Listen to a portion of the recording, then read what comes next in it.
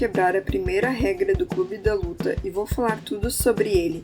Vou fazer um paralelo entre o livro e o filme e dizer qual deles recomendo. Vou falar sobre o mundo masculino, vou falar sobre consumismo, vou falar sobre ideologias e muito mais. Me acompanhe até o final. Gerações têm trabalhado em empregos que odeiam para poder comprar coisas que realmente não precisam. Não temos uma grande guerra em nossa geração ou uma grande depressão, mas na verdade temos sim. É uma grande guerra de espírito. Temos uma grande revolução contra a cultura. A grande depressão é a nossa vida. Temos uma depressão espiritual. Eu não estou gravando esse vídeo agora e ainda estou quebrando a cabeça para pensar o que eu vou botar na thumb para chamar vocês, porque O Clube da Luta é um livro, tanto livro quanto filme, que tem ampla discussão. O fato é que O Clube da Luta se tornou um clássico. Esse livro foi escrito em 96 e eu não sei, mas acho que o filme impulsionou muito a venda do livro, mas o livro também vendeu bastante na época. Eu não havia lido o pós-fácil do livro quando eu já tinha escrito todo o roteiro aqui para esse vídeo que eu tô fazendo para vocês. E eu fiquei feliz de sentir que eu acertei bastante coisa, pelo que o autor mesmo vai escrevendo aqui. Eu acho que muitas das ideias que eu separei para trazer para vocês, eu fui na linha correta, pelo que eu pude entender do que ele fala a respeito posteriormente. Então eu fiquei orgulhosa. Então eu vou dar para vocês, gente, uma sinopse rápida do livro e do filme, né? Porque, na verdade, eu vejo que o filme, ele realmente quis preservar muito da linguagem do livro e do roteiro, mas claro que tem diferenças, sim, na história do livro, mas nada que comprometa a ideia principal, né? Ele foi bem, vamos dizer assim, honrado, né? Mas eu diria que entre o filme e o livro, eu de fato prefiro o filme. Isso é uma exceção, geralmente eu prefiro livros. Mas nesse caso aqui, eu não sei nem dizer se recomendo o livro para vocês. Claro que vocês são livres para fazer o que quiser, eu mesma vi o filme e procurei ler o livro depois, mas posso dizer que, assim como aquele outro que eu li, que é o Deixe Ela Entrar, eu preferi a versão americana, que foi a que eu assisti o filme, que é o Let Me In, Deixe-me Entrar. Eu gostei mais do filme do que do livro, porque eu achei que o filme deu uma higienizada, sabe, no conteúdo do livro, que tinha muitas coisas desnecessárias, nojentas, assim, que não precisava, e nesse livro eu senti a mesma coisa, sinto que o filme deu uma limpada. Aqui o autor faz algumas frases muito infelizes em relação ao aborto, e tem homicídios e coisas nojentas, e muitos aspectos que o filme, mesmo tentando colocar de alguma maneira, deu uma limpada, não ficou tão evidente. Acho que quando a gente lê, em vez de assistir uma cena, as coisas ficam mais gravadas, é uma impressão que eu tenho, pelo menos pra mim. E a questão do aborto, até o próprio Brad Pitt, o diretor do filme, quiseram tirar fora do filme, e foi o próprio Chuck Palahniuk que eu vi falando sobre isso numa entrevista, né? Então, realmente não gostei muito disso, então não sei se recomendo o livro. No entanto, é muito bom ter as frases desse livro, assim, por escritas. Elas estão, na sua maioria, representadas no filme também, na fala do autor Brad Pitt, né? Aliás, o elenco muito bom do filme, tem o Edward Norton, que tá maravilhoso no filme, a Helena Bonham Carter. E assim, gente, quem não viu o filme ou não leu o livro, por favor, tome muito cuidado com vídeos como o meu e outros qualquer que falem sobre o filme /livro, porque qualquer spoiler nessa trama é um grande spoiler. Eu vi o filme com muito spoiler e mesmo assim gostei, mas eu percebo que isso pode ter estragado muito a minha experiência de surpresa, porque esse é o tipo de trama que tem uma virada muito grande. Então, eu sugiro, se alguém caiu por aqui sem ter visto, que assista o que eu vou falar da sinopse e depois pare, tá? Porque eu vou dar alguns, não sei se spoilers, mas acredito que sim. Não vou comentar o grande final da história, mas vou falar de vários aspectos que já são surpresas ao longo do livro, filme. Então, essa é a recomendação que eu tenho para quem não assistiu. Eu sei que tem uma geração aí que ainda não chegou no Clube da Luta, né? Não é da minha idade, ou mais velho que eu, que pegou mais o Clube da Luta. Então, eu recomendo cuidado, estão avisados. Então, a gente tem um narrador nessa história que não tem nome. E esse narrador, ele tá com insônia, ele tá com um problema sério de não conseguir dormir. No filme interpretado pelo Edward Norton. E E esse personagem, ele consegue solucionar o problema dele na medida que ele vai em grupos de apoio. Como o primeiro que ele vai, que é o câncer testicular, é o grupo de apoio de câncer testicular. E ele não tem esses problemas, óbvio, ele vai em clube de parasita cerebral, enfim, todos os tipos de problema de câncer e de corpo que as pessoas têm, e tem esses grupos de autoajuda que são muito comuns nos Estados Unidos, e ele começa a frequentar. E por alguma coisa que acontece, ele chora nesses grupos, é como se ele descarregasse o que eu sinto que o personagem tem, é uma falta de sentido muito grande na vida dele. Então ele consegue ouvir as pessoas, ser ouvido e, enfim, ele ali limpa a alma dele e começa a dormir de novo. Eis que um dia, e ele culpa esta personagem por tudo que aconteceu pela trama inteira do livro, basicamente, surge uma pessoa que é a Marla Singer, interpretada pela Helena Bonham Carter no filme, e ela começa a aparecer nos grupos de apoio. Então eu não preciso dizer que no grupo de câncer testicular uma mulher é obviamente uma pessoa que não tem problema de câncer testicular. Então na hora que ela aparece, ele deflagra que ela é uma farsante como ele. Então quando ela enxerga ela como a grande turista, ele chama, que vai passando nos grupos da mesma forma que ele vê nela a mentira dele. E isso acaba de vez com o sono dele. Ele volta a ter insônia e volta a ter problema por conta dela. E quando ele volta a ter esse problema, é que ele vai descobrir o outro personagem desse livro, que é o Tyler Durden. Ele conhece o Tyler de uma maneira diferente do livro, como é no filme, mas isso acho que é um detalhe. E o Tyler vai se tornar o grande amigo dele, especialmente depois que o prédio que esse personagem vive, o nosso narrador vive, explode. E isso é uma coisa interessante porque o prédio dele, o apartamento dele, é um apartamento que possui vários tipos de mobiliário que ele comprou, né? E ele diz que quando ele tá triste, a alegria dele é voltar para casa e ilustrar todos esses móveis, essa parafernália toda que ele tem das revistas, dos catálogos IKEA, né? Que são bem conhecidos do YouTube mesmo, né? Instagramers e YouTubers, pessoas que sempre estão recomendando na gringa aí os móveis e produtos IKEA. Então, aqui já vai a primeira crítica ao consumismo, né? Que ele tem um apartamento repleto de coisas, mas ele tem uma vida sem sentido e nada daquilo faz sentido. Então, quando o prédio dele explode, o apartamento dele especificamente explode, no primeiro momento ele fica bem deslocado. E aí ele vai encontrar o Tyler e pedir pra dormir na casa dele. E o Tyler já começa a demonstrar ali as ideias dele, e dessa primeira frase que eu li pra vocês, né? A gente tem um emprego que não quer, que odeia pra comprar coisas que não precisa. Então ele é muito anticonsumista, ele é muito anarquista. E ele pede nessa noite para que eles saem do bar e vão pro estacionamento, e ele pede para esse personagem, nosso narrador, me bata o mais forte que você puder. E aí os dois começam uma briga. Só que essa briga não tem como...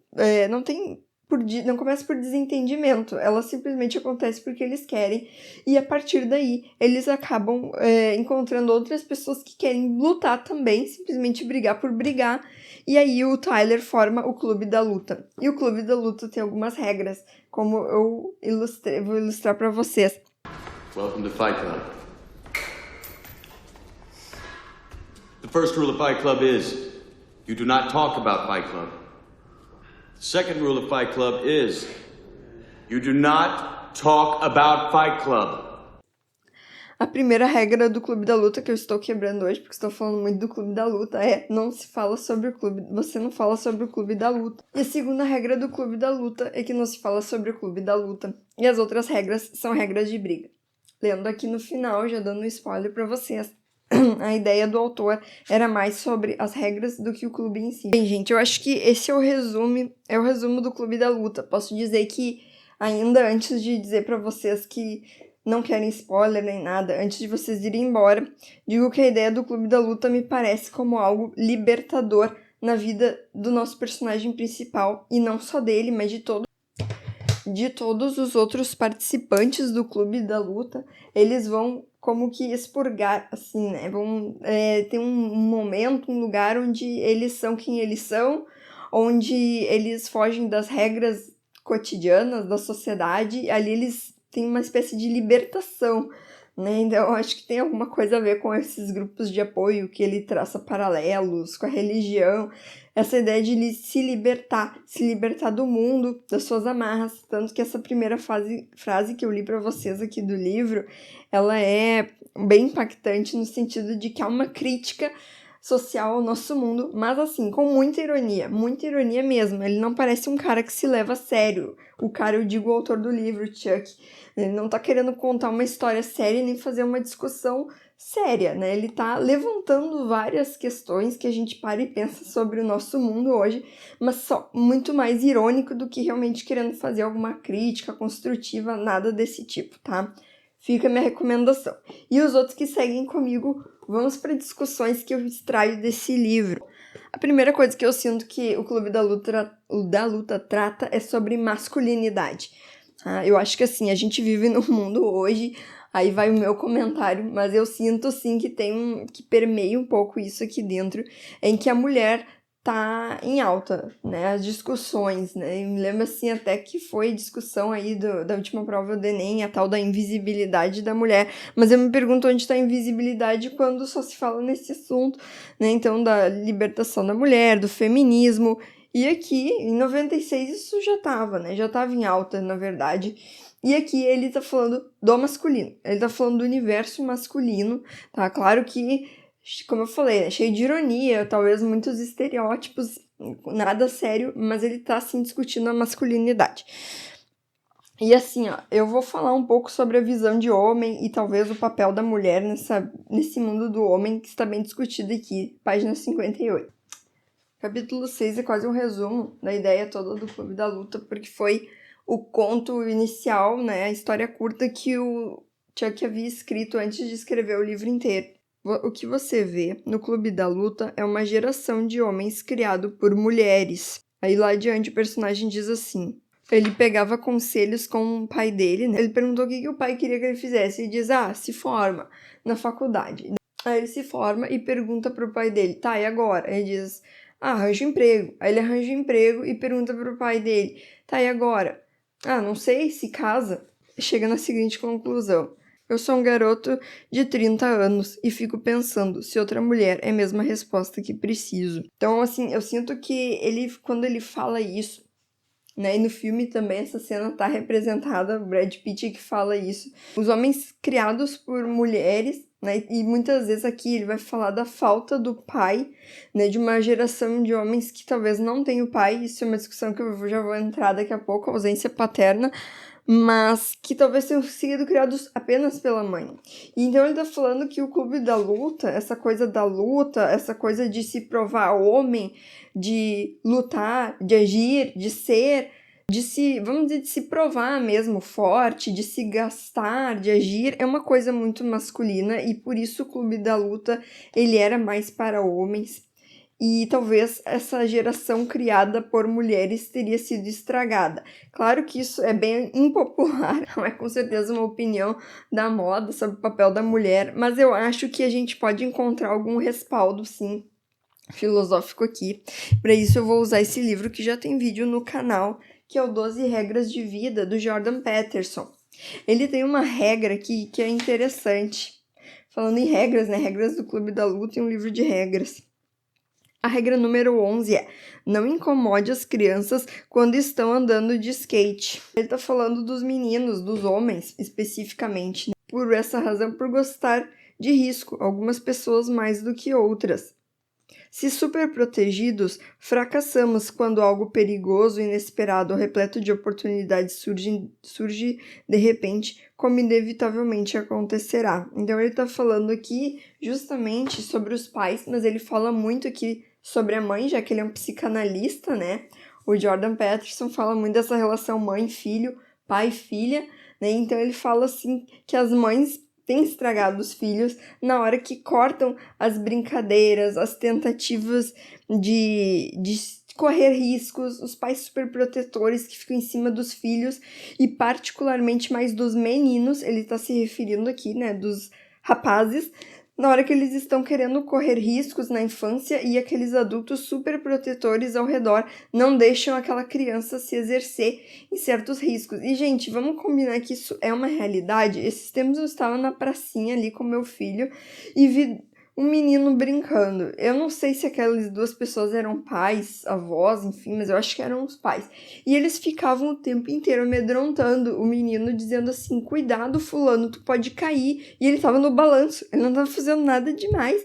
E dizia assim, tu pode cair, tu pode quebrar clavícula, sabe? Esse tipo de terrorismo em cima da criança, porque ela tava brincando. Então, eu vejo essa super proteção. Acho que todo mundo aí que assiste pode concordar comigo que em algum momento já viu pais superprotetores, mães superprotetores, especialmente com os meninos, não querem que eles se machuquem, não querem que caia.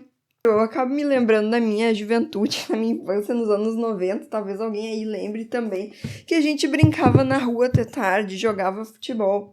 E claro, a gente sabe hoje que infelizmente as ruas são perigosas, não é em qualquer lugar que a gente pode deixar as crianças soltas, mas as crianças elas estão muito confinadas dentro de casa, vendo o desenho, elas não saem mais, não tem mais para onde ir, e elas deixam de realmente se exercer, de ser mais seguras e mais corajosas. Então eu sinto que aqui está uma grande crítica à formação das pessoas, e particularmente dos homens, com essa super proteção. Então essa é uma das críticas que eu vejo. E tem uma cena do filme do Clube da Luta, não está no livro, ela é ilustrada, acho que é uma sacada que os diretores, o pessoal do filme teve, que os homens estão se aprontando para a luta no Clube da Luta, e um homem vai lá e mexe na aliança, não é nenhum personagem conhecido, ele tira a aliança e guarda. E eu entendo que isso é um sinal, sim, de que a minha mulher não ia gostar de eu estar aqui. Eu até falo, se ele tivesse escrito um livro chamado O Clube do Golfe, o livro teria vendido muito mais. E enquanto eu li, eu ficava pensando, será que essa não é a sensação de muitos homens quando vão se reunir para jogar futebol, para viver seu espírito de quinta série? Talvez seja, né, um ambiente para exercer a sua masculinidade, que vem sendo até tolhida mesmo. Eu acho que hoje em dia a masculinidade no mundo vem sendo vista como uma coisa ruim. Isso é uma coisa que o Jordan Peterson fala bastante no livro dele, que a masculinidade ela não é ruim, ela é necessária e ela é boa. O problema é a agressividade. O que o ser humano precisa de uma boa educação que ensine ele a canalizar a agressividade dele. E de certa forma o Clube da Luta era exatamente isso. Era um ambiente em que brigavam pessoas que queriam brigar e tinham regras. Então eu acho que isso que não sei se queriam ou não, mas pelo que ele fala ali no pós-fácil tem um pouco a ver, que o Chuck queria dizer é sobre esse lugar, esse clube, né? Ele fala que via muitas revistas e coisas na época dele, lá no 90 e poucos, falando sobre clubes femininos, em que as mulheres falassem umas com as outras e se compreendessem. Ele pensou, mas não existe nada para homens. E aí essa ideia foi tomando forma para ele. Bom, e como eu não poderia deixar de fora, esse livro ele é muito politicamente incorreto. Eu sinto que ele não tem problema nenhum em não ter vamos dizer, lacração, em falar contra coisas que todo mundo gosta e enaltece, por exemplo, do veganismo, da natureza, dos animais. Ele chuta o balde, sabe? Ele realmente não tá nem aí. Ele fala o que ele quer. Acho que, em parte, isso se deve ao sucesso tanto do livro quanto do filme, é o fato dele não ter medo de falar. Eu não sei se esse filme hoje seria feito, sinceramente, não sei se esse livro... O sucesso talvez tivesse, mas não sei se alguém ia querer produzir, se ia querer editar um livro assim. Ele tá falando sobre o consumismo, como eu falei do apartamento dele. Tem uma parte que no filme que o Brad Pitt chama ele de IKEA Boy, então classifica ele como esse garoto consumista, era assim que ele se via, então com certeza tem uma grande crítica ao consumismo aqui. Então você fica preso a seu belo ninho, e as coisas que costumavam ser suas agora mandam em você. Chega um ponto aqui, ó, spoiler, tá? Caso alguém não tenha visto, já tá avisado, que ele vai fazer também dentro do Clube da Luta, o Tyler vai idealizar o Clube de Desordem e Destruição, né, que ele vai realmente ser anarquista, com essa ideia de que é preciso destruir a sociedade para que nasça uma nova. Eu não entendo muito, tá, de comunismo, socialismo, mas eu sinto que essa é uma ideia que surgiu lá com Marx, com o marxismo, né? A ideia de que tu precisa destruir a sociedade tal como ela é, fazer a revolução, e aí sim tu vai começar uma sociedade nova. Essa ideia que super dá certo, né? A gente já viu pela história que dá certo. Mas ele não tá pregando isso, tá, gente, como uma ideologia a ser vivida. Ele bota um personagem que tem vários problemas mentais e ele tá, como eu falei, sendo muito irônico aqui. A linguagem dele é muito irônica. Eu não acho que ele esteja levando a sério nenhuma dessas ideias. Inclusive, quando alguém chegava pra ele e dizia: eu entendi, o teu livro é sobre isso, ele dizia: é sobre isso. E outra coisa que eu sinto e pude confirmar também no pós-fácil, que aqui ele tá falando muito sobre a falta da figura paterna, né? Então, realmente, lendo aqui no pós-fácil, ele fala que ele estava lendo sobre gangues de rua e como elas se formam.